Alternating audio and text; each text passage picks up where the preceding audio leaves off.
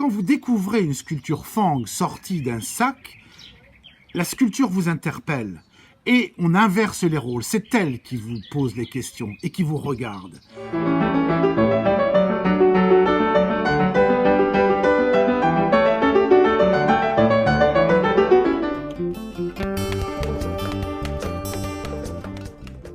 Ma passion pour l'art africain est née il y a environ une dizaine d'années. Tout est né d'un inventaire à Versailles. Dans cette maison, dans cet hôtel particulier, tout était classique, un mobilier 18e, sans saveur, sans choses extraordinaires. Un objet a retenu mon attention, c'était un bracelet, il était d'origine africaine. L'inventaire se termine, suit un déjeuner, et au cours de cette conversation, je pose la question suivante. Mais y avait-il quelqu'un dans la famille qui a eu un parcours un peu plus original, un peu plus particulier? Et l'une des héritières me dit, mais bien sûr, mon grand-père, mon arrière-grand-père plutôt, a fait partie de l'expédition, de la 3e expédition de Brazza. On va dans le grenier et là, incroyable, chose tout à fait inattendue, inespérée, je trouve une malle, 10 kilos de papier sont accumulés sous la poussière depuis des décennies. J'explore rapidement, je trouve un certain nombre de lettres familiales et puis surtout des carnets, des livres de bord. J'emmène tout ce petit trésor et pendant des semaines et des mois, je vais décortiquer avec beaucoup de mal parce que tous ces documents, une grande partie de ces documents a été rédigée avec une mine de plomb. Et je vais retracer l'histoire de ce personnage. La 3e expédition de Savorgnan de Brazza est essentielle pour la France et s'inscrit dans un contexte colonial. Savorgnan de Brazza avait cette conviction d'humaniste et il voulait avant tout lutter contre l'esclavage. Nous étions en rivalité directe avec le roi des Belges, Léopold, qui avait dépêché sur la zone le fameux Stanley. C'est une course. Nous sommes au mois de novembre et dès le mois d'avril, Kinshasa naît et Brazzaville de l'autre côté du fleuve Congo. C'est une course pour la distribution et la répartition des richesses. Nous avons la Belgique, l'Allemagne et la France. Les enjeux sont terribles et ils déboucheront sur la conférence de Berlin quelques mois plus tard, où le continent africain de cette zone va être séparé entre ces 3 puissances. Le héros de notre histoire porte le nom de Pierron. Notre arrière-grand-père, comme je disais tout à l'heure, fait partie de la 3e expédition. Nous sommes en 1883, il embarque au Havre pour plusieurs escales aux Canaries, puis ensuite Sénégal, Libreville, Port-Gentil. Il fait partie d'une expédition avec 2 rôles principaux. Une mission scientifique et surtout l'implantation de 2 bases au Gabon. La première sur la côte, sur le Cap Lopez, et la deuxième à l'intérieur, sur le fleuve Ogooué, le grand fleuve du Gabon. Sur ce fleuve, donc, il va implanter cette station où il collecte au quotidien insectes et plantes de botanique qu'il remet tous les 6 semaines à un bateau à vapeur qui remonte le long du fleuve. Sa vie est extrêmement difficile, il vit avec un aide de camp, un interprète, en plein milieu des tribus Fang. Là, sa vie se déroule, dévoré par les maladies, la malaria. Il va travailler ici 2 ans avant de fuir et de rentrer au pays.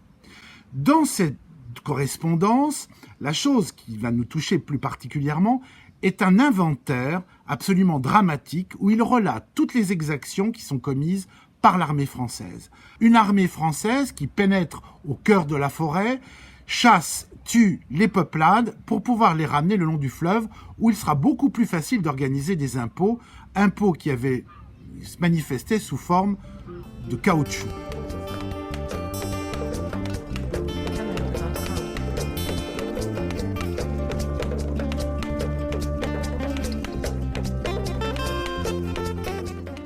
Le hasard des rencontres va mettre sur ma route 3 découvertes importantes. La première est un masque Fang de cette région, tout à fait typique, en forme de cœur. Ce masque Vouvi fera l'objet d'une bataille d'enchères. Mais c'est surtout la découverte d'un reliquaire Biéri, sur lequel je vais revenir pour raconter la petite découverte, qui va susciter beaucoup d'énergie et soulever peut-être la découverte d'une pièce majeure dans l'art africain sur ces 10 dernières années. La découverte d'une sculpture Fang, déposée un soir tout à fait fortuitement par un de mes clients, va être une véritable révélation. La sculpture est déposée dans un sac hermétiquement fermé. Je la saisis à pleine main avec une sensation extrêmement désagréable. Cette pièce est collante, poisseuse. Je mets des gants, la sors de son sac, et là je constate que l'onguent est coulant, huileux. J'appelle immédiatement l'expert qui me pose un certain nombre de questions précises et m'annonce peut-être la découverte d'une pièce très importante. Il va prendre le chemin de me rejoindre et quelques jours après, tous les deux, devant la pièce, le constat est évident, je viens de découvrir un véritable chef-d'œuvre.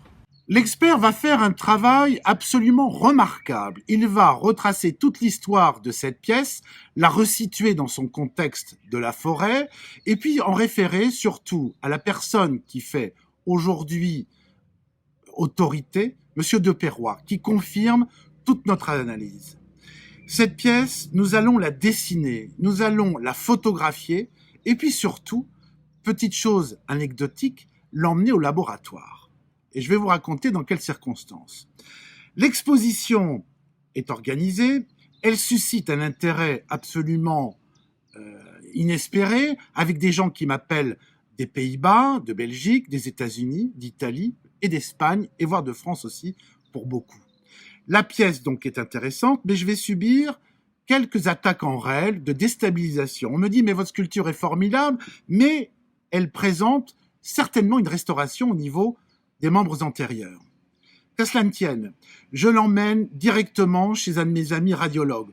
Il ferme un peu plus tôt que d'habitude le laboratoire et tout le personnel est réuni devant un scanner. Et notre sculpture, notre reliquaire, passe dans la machine. Et là, révélation aussi, on va voir de quoi elle est composée et puis surtout tous ces clous comme des charges qui sont à l'intérieur. Un certain nombre de radios vont être faites, elles seront données un peu plus tard à l'acquéreur. Nous voilà arrivés au jour J. C'est le jour de la vente. La tension est optimum. J'ai en face de moi une douzaine d'acheteurs sérieux. Je sais qui est qui, quelle galerie, qui vient des États-Unis, d'Espagne ou d'Italie. Je vais manœuvrer de la façon suivante, en 3 temps.